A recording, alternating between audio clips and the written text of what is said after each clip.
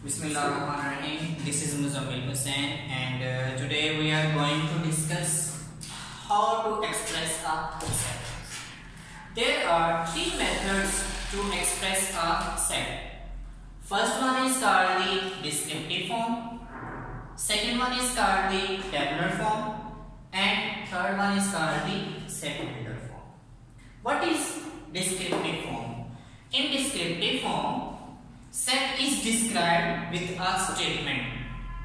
For example, we have set of natural numbers, set of integers, set of prime numbers. Here N, Z and P are three sets which are described with the help of a statement. This is called the descriptive form of the set. Now, secondly, what is the tabular form? In tabular form, elements are listed in braces or curly brackets and separated by commas. For example, we have a set of vowels A, E, I, O, U are the elements which are listed A, E, I, O separated by the help of commas and enclosed into a curly brackets. This form is called the tabular form of the set. Thirdly, what is the set builder form? In set builder form, set is described by using the common properties of its elements.